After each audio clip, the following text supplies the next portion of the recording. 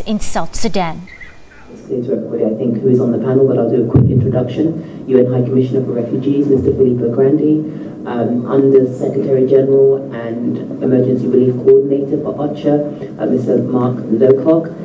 We also have Arnaud Akojinu, who's the Regional Refugee Coordinator. I'm very sorry, the very last person. Thank you, Ian, that's it. Excuse me, Ian Ridley from OCHA. So thank you very much, Ian, as well, for joining us. I'm going to hand straight over to Mark. Well, Yvonne, thank you very much indeed, and thank you all for coming. So, Filippo and I are here today to launch this, the Humanitarian Response Plan for South Sudan for 2018, and this, the Regional Refugee Response Plan, to deal with the refugees who have fled the conflict to 6 neighbouring countries. We're seeking $3.2 billion from the international community this year, including $1.7 billion for the Humanitarian Response Plan. Last year, the international community, despite progressive deterioration of the conflict, was able to stave off famine inside the country. There was a small outbreak that was contained quite quickly, affecting tens of thousands of people, but in the absence of a $1.2 billion plan mounted by the United Nations and its supporters, the NGOs, the Red Cross, the UN agencies, millions of people would have lost their lives in what would have been an atrocious famine. Unfortunately, what we've seen is that the situation has deteriorated even further in the course of 2017, and that's why we have an even bigger need for assistance for South Sudanese citizens caught up inside the conflict, still in the country. 7 million people will need our assistance during the course of this year, as well as Filippo will describe, as millions of people outside the country. We are presenting these plans together because we're asking the international community to look at the crisis as a whole. It's a large-scale, protracted protection crisis, and we are asking all of the generous financiers to think about the totality of the crisis in the response, so that we get a reasonable balance between the needs of people inside the country. What we want to do is make sure their needs are met so there aren't even greater incentives to leave, but we also want to make sure that there's a stronger response this year than there was in 2017 to the needs of the refugees, some of whom Filippo and I met and whose stories we listened to in Kakuma earlier today. We want to applaud and thank the governments of the neighbouring countries who have displayed exceptional generosity in supporting the refugees. And we also want to, particularly having been up to Turkana County today, note the far-sighted and impressive way in which the governor and his team are adopting an approach to supporting the refugees there, which is including them increasingly socially and economically, and is providing an opportunity to bring benefits to host communities with their own development needs, which of course are substantial, as well as meeting the needs of the refugees themselves. I want to emphasise also that we remain deeply concerned and shocked at the very difficult situation that the international community and the local aid workers are facing as they try to reduce the suffering of people inside South Sudan. Last year, as you all know, 28 aid workers were killed in the line of duty as a result of deliberate acts by men with guns. And hundreds of aid workers, 650, in more than 50 incidents, were forced to relocate. I want to recall that President Salva Kiir made an order in November for the free movement of humanitarian supplies and personnel, and we want to see that order effectively implemented throughout the entire country as a matter of urgency. Lastly, and I'm sure Filippo will pick this point up, the single most important thing that's needed to bring some relief to the suffering of the people of South Sudan is political process and peace. That is the central responsibility of the leaders of South Sudan. They need to take their responsibility. And at the AU summit, where the Secretary General of the United Nations had talks with the neighbouring countries, and where I was for those discussions, the central importance of the peace process led by IGAD was emphasised time and time again. And the message from the United Nations is that we will do everything we can, everything in our power, to support IGAD and the region, to cause the things that need to happen, to bring the conflict to an end, and to allow there to be some relief of the suffering of the people of South Sudan to happen. That's the single most important message that everybody needs to hear. And it's a message directed, above all, to the leaders of South Sudan. Thank you very much.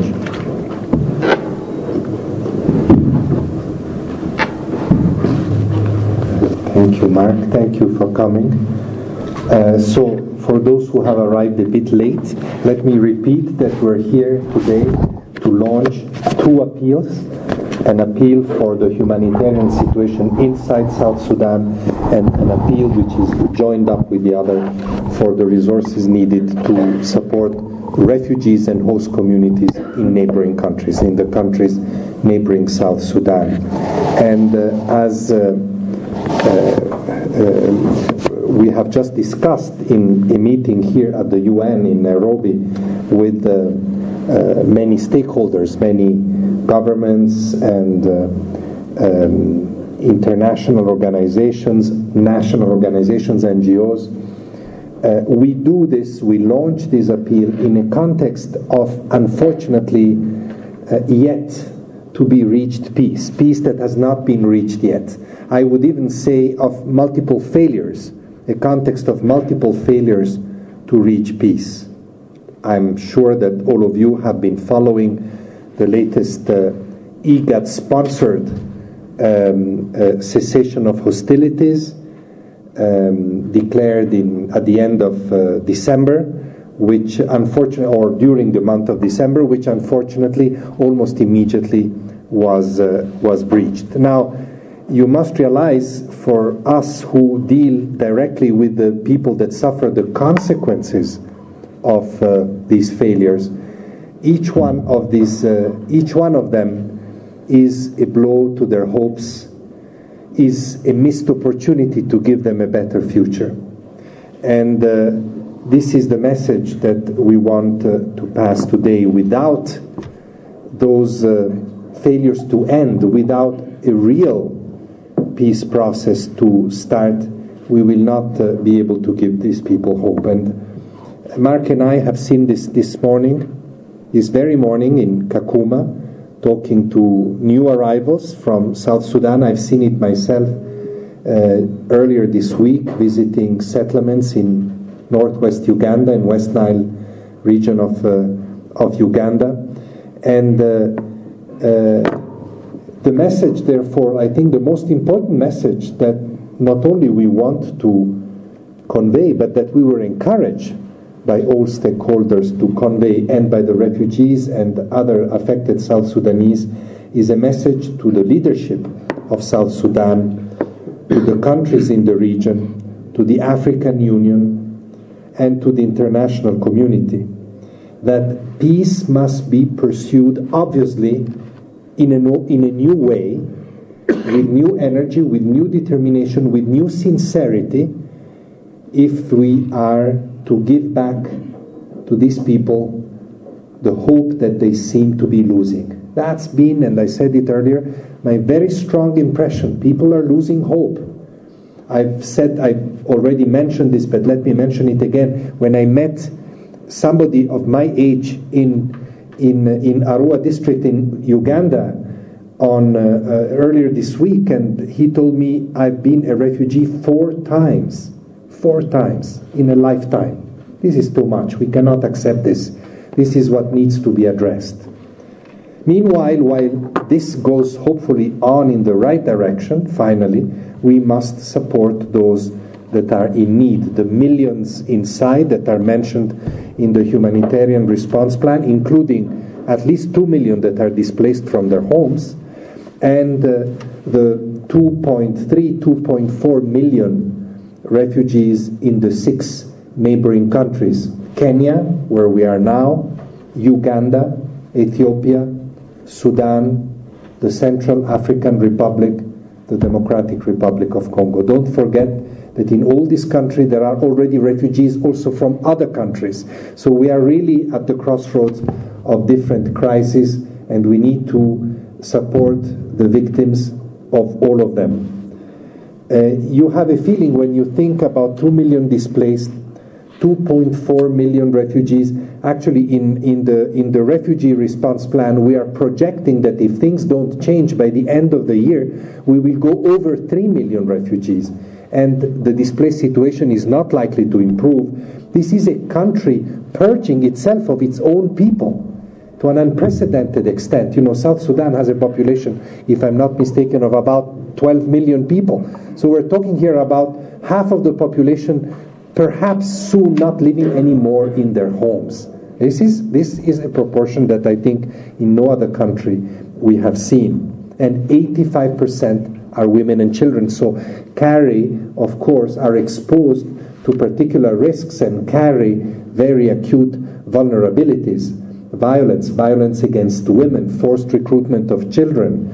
And this is something that needs absolutely to be addressed. So the price that Mark has mentioned, $3.2 billion, seems very high. Somebody texted me earlier when I was talking about this to the other stakeholders that what the world spends on war is $15 trillion. 3.2 billion is a big figure, but when you compare it with what is spent on what causes this crisis, it is not too much. And even if it is much, because it is of course a lot of money, it is the cost of this war. It is the price that this war is imposing on us, and it is a price that we must pay to help people remain alive, but more than remain alive, continue to have opportunities and hope in the future. My appeal is very strong to donor countries. They've done a lot, and we're asking them to stay the course. We're thankful for the contribution. We're asking them to do more. Last year, you have heard perhaps the refugee appeal, the one that my organization coordinates and which is presented not only on behalf of UNHCR, but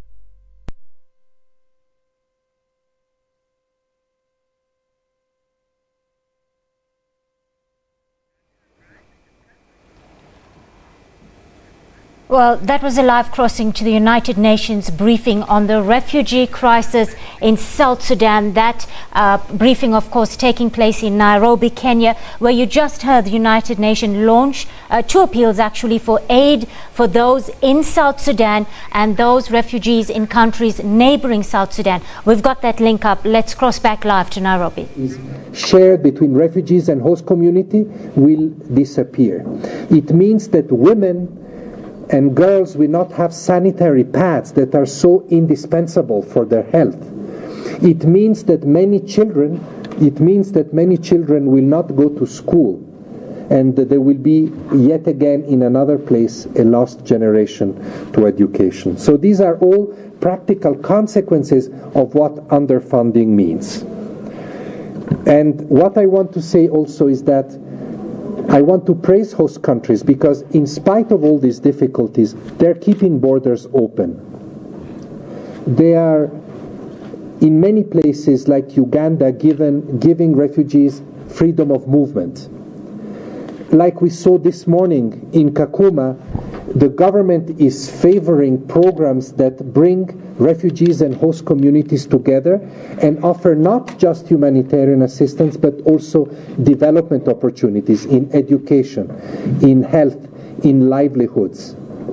More of this needs to be done. We really need to support the host countries. We need to compensate and resolve the damage to the environment that this big population movement are causing. These are all important areas that we are carrying out here, that we're working on here in this region. And this region somehow has become a real champion for a new type of assistance that is not just humanitarian but looks beyond. You know, in these days we are discussing in Geneva the Global Compact on Refugees that we hope to have endorsed by this year. And what we're doing here is already a model for that Global Compact, focused on opportunities, focused on solutions, and we want this to succeed so that we can tell the world, you see, even in a big dramatic situation, this is possible.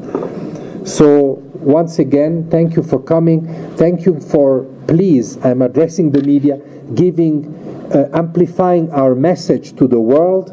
We need help, we need support, and above all, we need a political solution so that we can start thinking about returning to South Sudan and rebuilding the country. Thank you.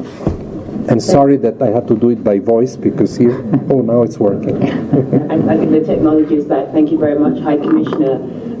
Echoing your sentiments, thank you to the media. We do have a couple of minutes left, at least 7 minutes, to take any questions that journalists may have.